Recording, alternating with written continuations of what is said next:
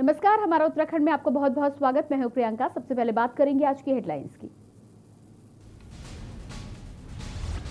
मुख्यमंत्री तीरथ सिंह रावत का बड़ा ऐलान, कहा आपदा प्रबंधन को न्याय पंचायत स्तर तक गठित होंगी टीमें। आपदा की दृष्टि से भी तैयारियों में जुटी सरकार।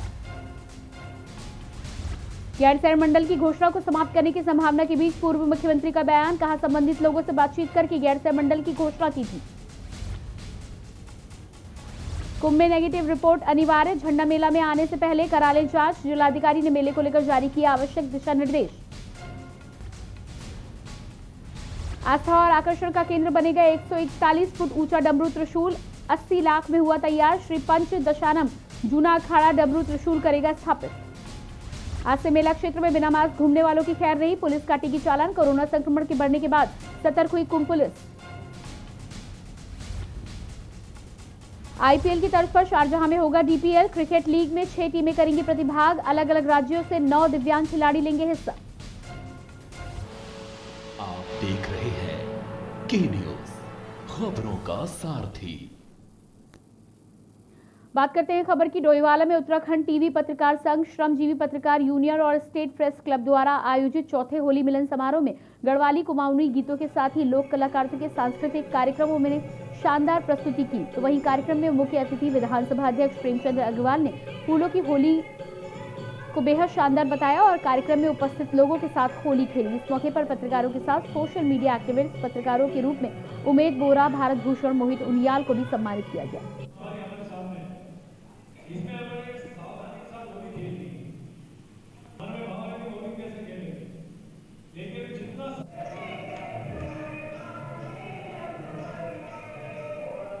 बड़ी खुशी होती है जब पत्रकार कोई आयोजन करता है, तमाम समाज के लोग अपनी भागीदारी करते हैं।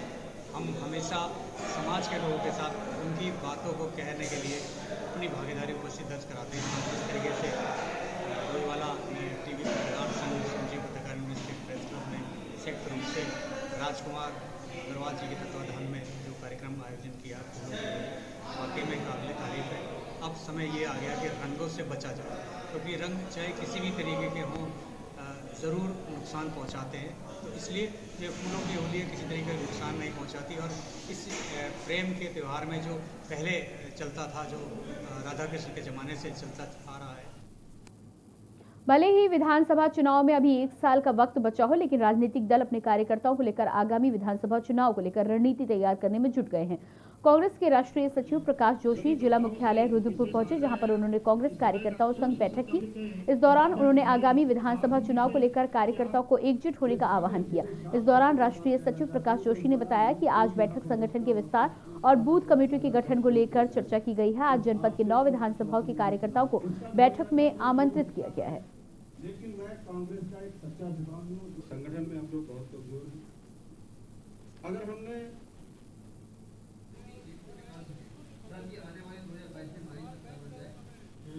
सभी वक्ताओं से विशेष आग्रह है कि समय का सूक्ष्म शब्द के उपाध्यक्ष भाई साहब सिंह जी। आज की बैठक तो आप देख रहे हैं कि मुख्यतः आज की बैठक संगठन की बैठक है, जिसमें पूरे उधम सिंह नगर के जो हमारे ग्रामीण क्षेत्र की विधानसभा है, 7 विधानसभाएं, उनके जो विधानसभा प्रभारी, ब्लॉक अध्यक्ष, नगर अध्यक्ष और अन्य जो वरिष्ठ हमारे कांग्रेस के यहाँ पर जो पदाधिकारी हैं वो आज शामिल हैं। ये मासिक बैठकें होती हैं कांग्रेस की, और इन बैठकों में निश्चित तौर पर पिछले 1 महीने में संगठन की क्या स्थिति रही है, कितना संगठन का विस्तार हुआ है, चाहे वो ब्लॉक कांग्रेस कमेटियों के संदर्भ में हो, नगर कांग्रेस कमेटियों के संदर्भ में हो, या फिर वो बूथ कांग्रेस की जो इकाइयाँ हमारी बननी है बूथ की, उनके संदर्भ में उसके बारे में समीक्षाएं होती हैं। प्रदेश के मुख्यमंत्री श्री तीरथ सिंह रावत ने वीडियो कॉन्फ्रेंसिंग के माध्यम से आपदा प्रबंधन प्राधिकरण की बैठक लेते हुए प्राकृतिक आपदाओं से निपटने के लिए पूरी तैयारी करने के निर्देश दिए हैं। मुख्यमंत्री ने कहा है कि आपदा एक संवेदनशील विषय है और आपदा कभी भी कहीं भी आ सकती है। वीसी में मुख्यमंत्री ने जनपद चमोली की आपदा में लापता लोगों की खोजबीन व प्रभावितों को मुआवजा वितरण के संबंध में भी जानकारी ली।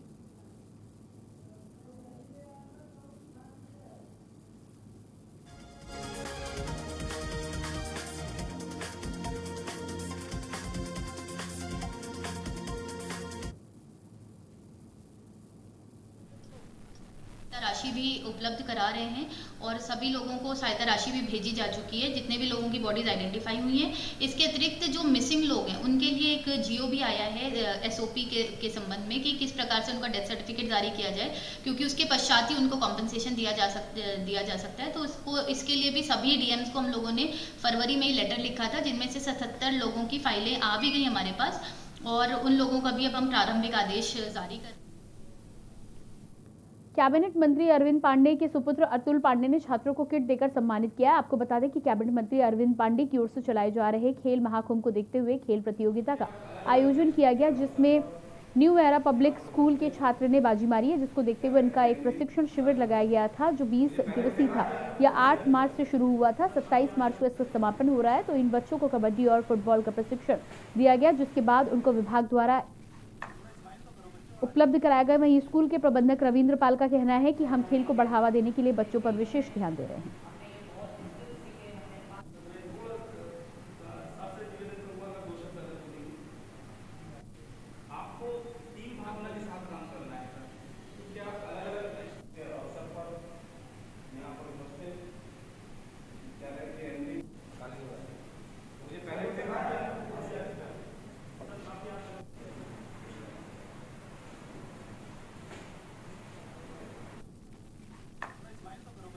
ये खेल महाकुंभ के अंतर्गत जो प्रतिभाशाली खिलाड़ी थे उनका एक अनावासीय प्रशिक्षण शिविर लगाया था जो 20 दिवसीय था। ये 8 मार्च से शुरू हुआ था। तो इसमें इन बच्चों को कबड्डी और फुटबॉल का प्रशिक्षण दिया गया यहाँ पर।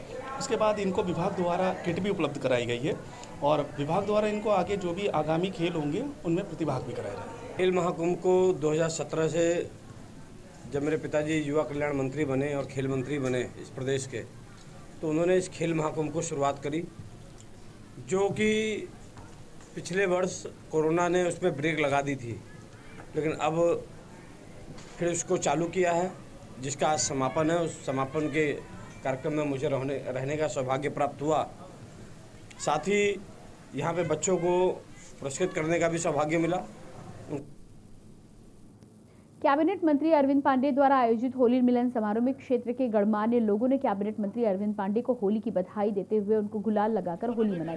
वहीं कैबिनेट मंत्री अरविंद पांडे ने कहा कि होली में हर्षोल्लास के साथ ही थोड़ी चुनौती भी है कोविड-19 की, जो कि हमारे बीच में उपस्थित है। उन लोगों को जागरूक होने को कहा और कोविड-19 को ध्यान में रखते हुए भारत सरकार की गाइडलाइन के अनुसार हिंदुओं के इस महत्वपूर्ण त्योहार होली मनाने का उन्होंने लोगों से अपील की है। साथ ही सावधानी बरतने की भी अपील की है।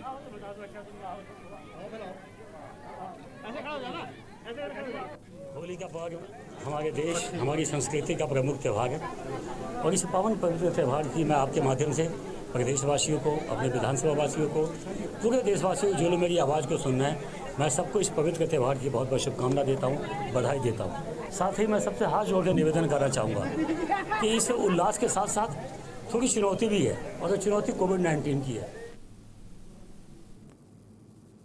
वैश्विक महामारी कोरोना को लेकर समाज की कुशलता की राजधानी देहरादून के यमुना कॉलोनी स्थित मनोरंजन सदन में श्रीमद् भगवत कथा का आयोजन किया गया। इस मौके पर कैंट विधायक हरबंस का पूर्व मेयर सुनील उनियाल गामा सहित श्रद्धालुओं ने शिरकत की। आचार्य कथा व्यास अजय आनंद नौटियाल ने कहा कि इस पूरे देश में इस समय कोरोना महामारी का दौर चल रहा है। इस कथा के माध्यम से जग कल्याण के लिए श्रीमद् भागवत यज्ञ का आयोजन किया गया और जिन्होंने इस महामारी में अपनी जान गंवाई उन्हें भागवत के माध्यम से श्रद्धांजलि भी दी गई है। साथ ही जो लोग इस वैश्विक महामारी से लड़ रहे हैं उनके स्वस्थ होने की भी कामना करते हैं।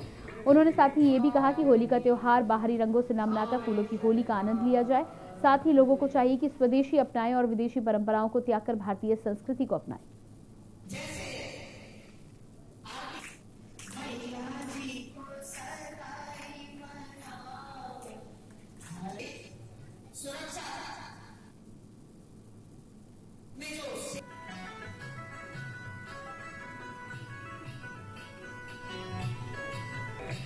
मेरा एक ही संदेश है, हमने जो भागवत यज्ञ कुंभ पावन के अवसर पर हमने जो ये यज्ञ रखा है और जो इस वैश्विक महामारी से लड़ रहे हैं, हमने गोविंद से यही प्रार्थना करी कि हे परमपिता परमेश्वर सबको स्वस्थ रखे, मस्त रखे।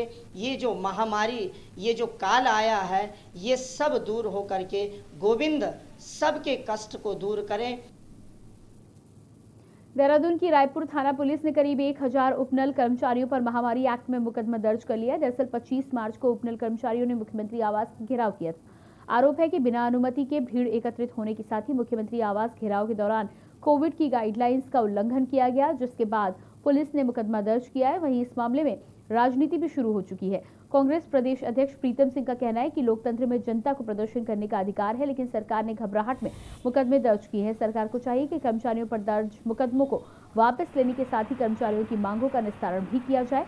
वहीं बीजेपी प्रदेश उपाध्यक्ष डॉक्टर देवेंद्र भसीन का कहना है कि सरकार उपनल कर्मचारियों की मांगों को लेकर संवेदनशील है। कर्मचारियों की मांगों को निस्तारण के लिए समिति का गठन कर दिया गया है।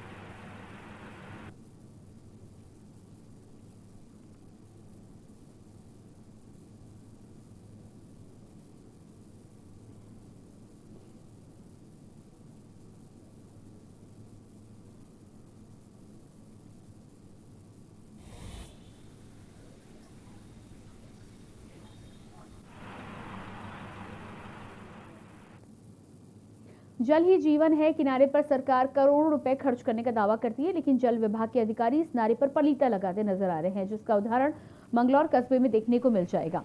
पिछले कई सालों से टेस्टिंग के नाम पर पानी बहाया जा रहा है। ऐसी स्थिति में जगह जगह पानी भर जाता है, जिससे स्थानीय लोगों के साथ ही साथ राहगीरों को भी परेशानी का सामना करना पड़ता है।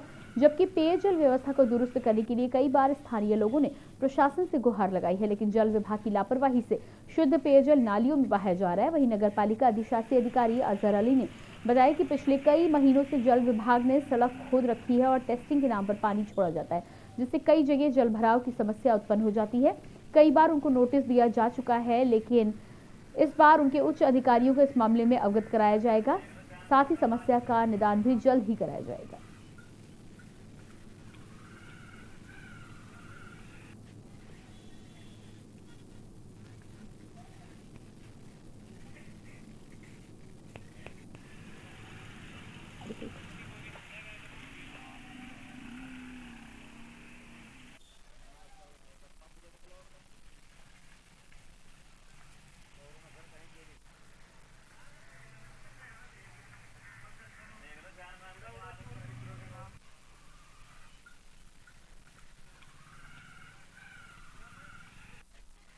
यहाँ से बच्चे गिरते हैं इसमें पानी में। एक दिन ट्रैक्टर बढ़ गया था, वो बड़ मुश्किल हुआ, पूरी रात ही पड़ा रहा ट्रैक्टर वाला। नगर पालिका एक गाड़ी आई, उनने काटा इसको। और यहाँ 3-4 मैच जीत का चौरा है, जमाती गुजरते हैं। जुमे वाले दिन आज इतने परेशान हुए लोग बहुत। 1-2 दिन पहले यहाँ चार्ज लिया है और ये जानकारी में मेरे भी आया इस समस्या का। तो जल निगम वालों कुछ टेस्टिंग वगैरह का कार्य उसमें चल रहा है, उनसे समन्वय बनाकर शीघ्र ही उसका निस्तारण कराने की कोशिश करी जाएगी। और जो मार्ग क्षतिग्रस्त है उसके निर्माण का भी टेंडर की प्रोसेस हमारी इसी वजह से रुकी हुई है, और जैसे ही वो ठीक होता है। होली का त्योहार नजदीक आते ही अवैध शराब कारोबारी बड़े स्तर पर शराब तस्करी करते हैं, जिन पर अंकुश लगाने के लिए जिले के मुखिया ने सख्त निर्देश दिए, जिसके बाद आईटीआई थाना अध्यक्ष और कुंडेश्वरी चौकी इंचार्ज दोनों एक्शन मोड में दिखाई दे रहे हैं। निर्देश मिलते ही कुंडेश्वरी चौकी इंचार्ज दीपक कौशिक ने अवैध कच्ची शराब के कारोबारी कार्यवाही करते हुए 10,000 लीटर लहान नष्ट किया है और बड़ी मात्रा में कच्ची शराब को बरामद किया है। तो दूसरी ओर जिन लोगों पर अवैध शराब की तस्करी के मुकदमे चल रहे हैं, उन शराब माफियाओं पर पुलिस की नजर बनी हुई है और आईटीआई थाना अध्यक्ष विद्यादत्त जोशी के नेतृत्व में टीमें गठित कर जगह जगह चेकिंग अभियान चलाए जा रहे हैं। सड़क पर चल रहे वाहनों की बारीकी से चेकिंग भी की जा रही है। ये आगामी होली के त्यौहार को लेके एक सौहार्द मीटिंग भी कराई गई है, और उसमें जो ये शराब को लेके जो लोग ज़्यादा शराब का कारोबार थोड़ा सा ज़्यादा चलता है होली में, तो उसको लेके पुलिस द्वारा जो है जगह जगह पर अपनी टीमें बना के चेकिंग अभियान शुरू किया है। और ऐसे लोगों को चिन्हित भी कर रहे हैं जो लोग इस कारोबार में पिछले कई सालों से जो प्रकाश में आए हैं, उन लोगों को हम चिन्हित कर रहे हैं। अगर ऐसी कोई सूचना है तो उस पर तुरंत कार्रवाई की जा रही है। आगे बढ़ेंगे। सीएम तीरथ सिंह रावत ने वीडियो कॉन्फ्रेंसिंग के जरिए ऊर्जा विभाग की समीक्षा करते हुए अधिकारियों को निर्देश दिए हैं, निर्माणाधीन विद्युत परियोजना के कार्यों में तेजी लाई जाए। सीएम ने ऊर्जा विभाग के सभी निगमों को आपसी समन्वय के साथ कार्य करने और राज्य की विद्युत उत्पादन एवं वितरण व्यवस्था को और सुदृढ़ करने के निर्देश दिए। सीएम ने कहा है कि बिजली चोरी से संबंधित गतिविधियों पर भी निरंतर निगरानी रखी जाए, इसमें संलिप्त पाए जाने वाले लोगों पर सख्त कार्रवाई की जाए। विद्युत चोरी रोकने के लिए स्मार्ट मीटरों की व्यवस्था की जाए। साथ ही सीएम ने यह भी कहा कि उत्तराखंड में हाइड्रो एवं सोलर प्रोजेक्ट की अपार संभावनाएं हैं, इसे और आगे बढ़ाने की जरूरत है।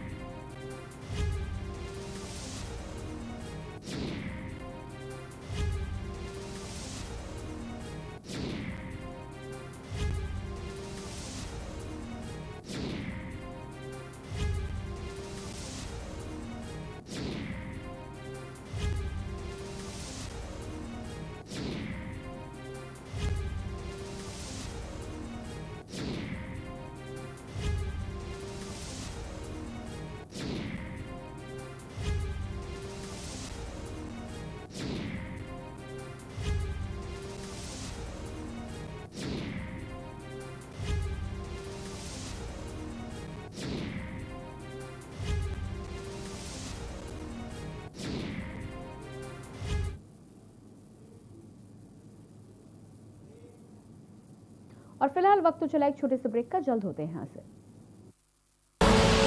आप देख रहे हैं के न्यूज, खबरों का सारथी। क्या ये वही 4 साल पहले वाला उत्तर प्रदेश है? नहीं, ये है नए भारत का नया उत्तर प्रदेश। हर क्षेत्र में विकास को प्राथमिकता देते हुए आवास, बिजली, पानी, स्वास्थ्य, शौचालय, किसान कल्याण, शिक्षा, इंटरस्टेट कनेक्टिविटी, एक्सप्रेसवे, नए एयरपोर्ट सहित भविष्य की जरूरतों को ध्यान में रख इंफ्रास्ट्रक्चर के निर्माण पर जोर दिया और हर क्षेत्र में रिफॉर्म, परफॉर्म, ट्रांसफॉर्म की कार्यशैली से नए भारत के नए उत्तर प्रदेश के निर्माण का शंखनाद किया, जिससे आज उत्तर प्रदेश देश की दूसरी सबसे बड़ी अर्थव्यवस्था बन चुका है। प्रति व्यक्ति आय दोगुनी हुई है। साथ ही निष्पक्ष व पारदर्शी प्रक्रिया द्वारा युवाओं को रिकॉर्ड सरकारी नौकरियां दी गई। योगी सरकार ने पूरे विश्व में उत्तर प्रदेश को निवेशकों की पसंद एवं सांस्कृतिक पर्यटन का केंद्र बनाने के लिए विभिन्न आयोजनों की शुरुआत की। सबको समान अवसर मिल रहे हैं। उत्तर प्रदेश देश की सबसे बड़ी अर्थव्यवस्था बनने की ओर अग्रसर है। आने वाले वर्षों में उत्तर प्रदेश माननीय प्रधानमंत्री जी के विजन को साकार करते हुए एक भारत श्रेष्ठ भारत के निर्माण में मुख्य भूमिका निभाएगा। काम दमदार, योगी सरकार। आप देख रहे हैं के न्यूज, खबरों का सारथी। ब्रेक के बाद बात करेंगे अगली खबर की। मुख्यमंत्री तीरथ सिंह रावत ने गैरसैंण कमिश्नरी को लेकर सरकार का रुख स्पष्ट कर दिया है। सीएम तीरथ सिंह रावत का कहना है कि जो भी फैसला लिया जाएगा जनता को मद्देनजर रखते हुए लिया जाएगा, जिस पर भाजपा प्रदेश प्रवक्ता विनोद सियाल ने भी अपनी प्रतिक्रिया देते हुए कहा है कि गैरसैंण कमिश्नर के मामले में जनता में मतभेद नजर आ रहा था। कोई उसके पक्ष में है तो कोई विपक्ष में, इसलिए अभी उस पर पुनर्विचार किए जाने की आवश्यकता है।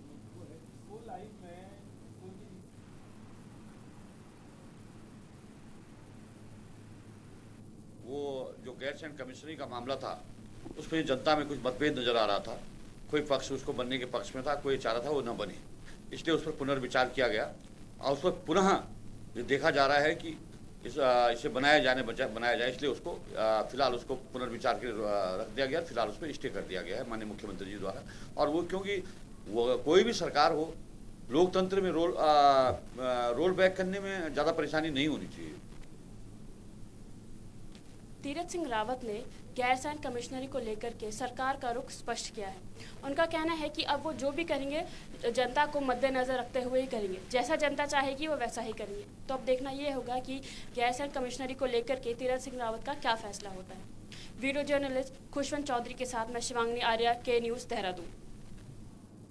उत्तराखंड में होने वाले विधानसभा चुनाव को फतेह करने के लिए बीजेपी ने तैयारी तेज कर दी है। इसी के तहत मुख्यमंत्री तीरथ सिंह रावत ने नए सिरे से मंत्रियों को जिले का दायित्व सौंप दिया है, जिसके तहत शिक्षा मंत्री अरविंद पांडे और राज्य मंत्री डॉक्टर धन सिंह रावत को पहले की तरह 2 जिलों का प्रभारी मंत्री बनाया गया है, जबकि अन्य मंत्रियों को एक एक जिले की जिम्मेदारी दी गई है। वहीं बीजेपी प्रदेश उपाध्यक्ष डॉक्टर देवेंद्र भसीन ने बताया कि राज्य के सभी 11 मंत्रियों को अलग अलग जिलों की जिम्मेदारी दी गई है। सभी प्रभारी मंत्रियों की जिम्मेदारी जिलों में विकास कार्यों की निगरानी और विकास को गति देने की होगी।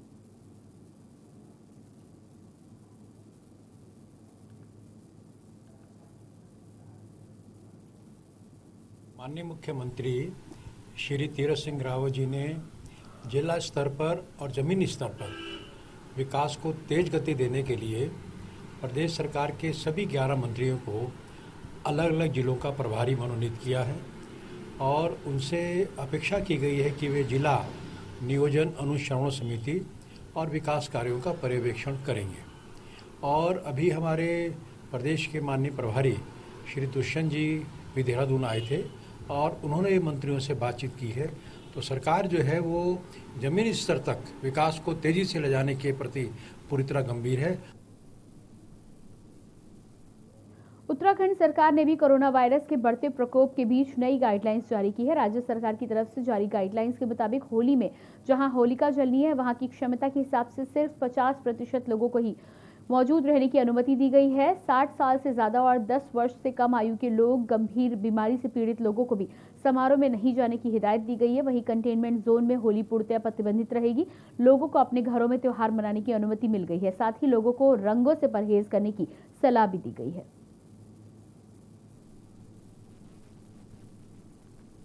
देखिए, जिस प्रकार से हम देख रहे हैं कि कोविड का एक बार 2020 में बिल्कुल एक अज्ञात शत्रु के साथ हम लोग सब रह रहे थे और बड़ा एक समय ऐसा भी आया जब बिल्कुल कोविड पीक पे चला गया और एक दौर फिर 2021 में ऐसा आया कि जो वो पीक था वो समापन की ओर गया। लेकिन हम पुनः फिर देख रहे हैं कि कोरोना का प्रभाव फिर से बढ़ रहा है।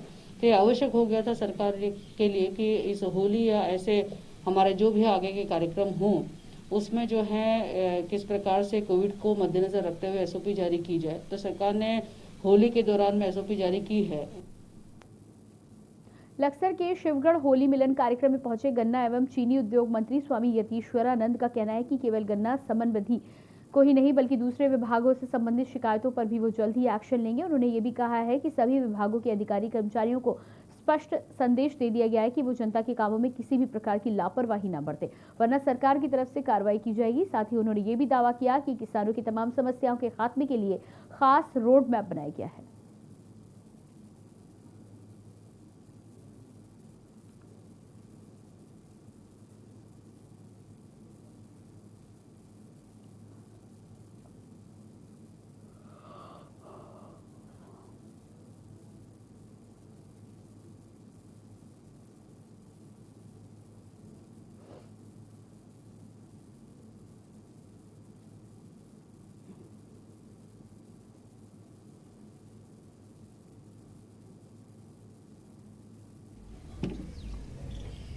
कि जो किसानों से संबंधित जो हमारी समस्याएं हैं, मेरा कोई भी किसान भाई या कोई भी किसान प्रतिनिधि मंडल मेरे से मिला नहीं था, क्योंकि मैं किसान का बेटा हूं। गन्ना कैसे पैदा होता है, गेहूं कैसे पैदा होता है, चावल कैसे पैदा होता है और तमाम फसलें कैसे पैदा होती है और किस मौसम में तैयार की जाती है, मैं उनसे भली भांति परिचित हूँ।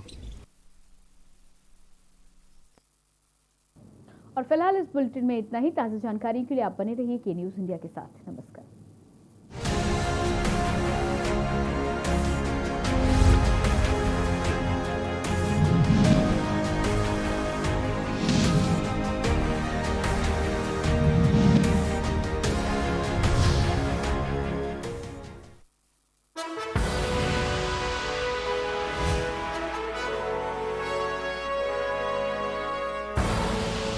आप देख रहे हैं के न्यूज़, खबरों का सारथी।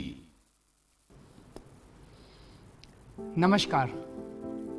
हमारे देश के वैज्ञानिकों ने काफ़ी मेहनत के बाद कोरोना वैक्सीन बनाई है। कुछ लोग ये वैक्सीन लगवाने से डर रहे हैं।